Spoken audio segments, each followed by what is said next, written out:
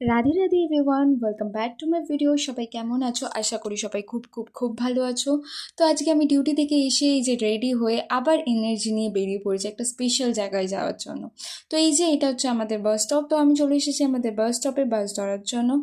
তো এখান থেকে যদি আমি ডাইরেক্ট বাস পেয়ে যাই তো খুবই ভালো, না এলে আমাকে এখান থেকে আন্ধেরি যেতে হবে, আন্ধেরি থেকে আবার যেতে হবে অটোয় করে। তো যাই হোক, দেখতে দেখতে আমার বাস চলে এসেছিলো আর আমি লাকিলি আমি ডাইরেক্ট বাস পেয়ে গিয়েছিলাম।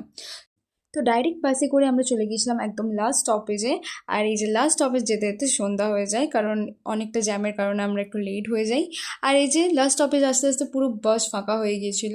তো যাই হোক, যেটার জন্য আসা আমরা ভেবেছিলাম সেটারই দেখা পাবো না, বাট আমি খুবই লাকি ছিলাম যে তখনই জাস্ট ঠাকুরের আরতি শুরু হয়ে গেছিলো। তো হ্যাঁ, আজকে চলে এসেছিলাম ইস্কন মন্দিরে।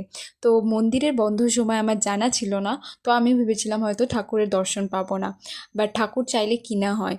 তো আমি আজকে ঠাকুরের দর্শন পেয়েছিলাম আর খুব ভালো মতো দর্শন পেয়েছিলাম। তো তখনই জাস্ট আরতিটা শুরু হয়েছিল। আর ঠাকুরকে আজ খুব খুব খুব সুন্দর করে সাজিয়েছে, খুব সুন্দরভাবে ডেকোরেট করেছে জায়গাটা।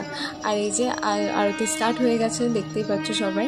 আরতি ছোট্ট একটা ক্লিপ আমি তোমাদের সাথে শেয়ার করেছি, দেখো খুব শান্তি লাগবে, আমার তো খুব ভালো লেগেছে।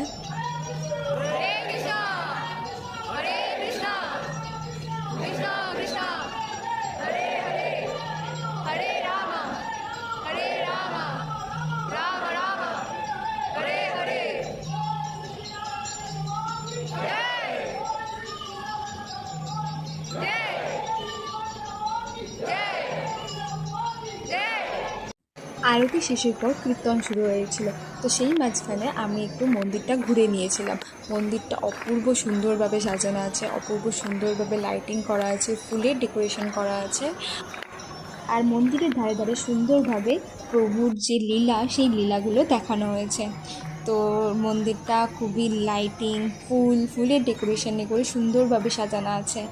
আর এখানের পরিবেশ তো বলারই কথা না, মানে এখানের পরিবেশ খুবই অসাধারণ, খুবই সুন্দর, খুবই শান্তির পরিবেশ। তুমি এসে তোমার টেনশন, তোমার চিন্তা সমস্ত থেকে মুক্তি পেতে পারবে। এখানটা এতটা সুন্দর, তোমার মন পুরো ফ্রি হয়ে তুমি বাড়ি যেতে পারবে। আর এই যে ফাঁকা জায়গাটা দেখছো, এই ফাঁকা জায়গাটা হচ্ছে এখানে দিনের বেলাতে প্রভুজিরা কীর্তন করে, মানে কীর্তন হয় ওখানে। প্রভুজি মাতাজি সবাই এখানে বসে কীর্তন হয়, খুব সুন্দর, আরও সুন্দর লাগে। আমি যদি কোনোদিনও দিনের বেলায় আসি, আমি একটা সুন্দরভাবে ব্লগ বানাবো। তো যাই হোক, আমার তো খুবই ভালো লেগেছে। আর আজকের ডেকোরেশনটা ওয়াও, মানে সত্যি ঠাকুরের যে ডেকোরেশন, ঠাকুরের যে পোশাক, ঠাকুরের সমস্ত কিছু খুব সুন্দর হয়েছিল। আগে কি পোশাক পরেছিলাম আমি জানি না, বাট এখন তো ওয়াও। আর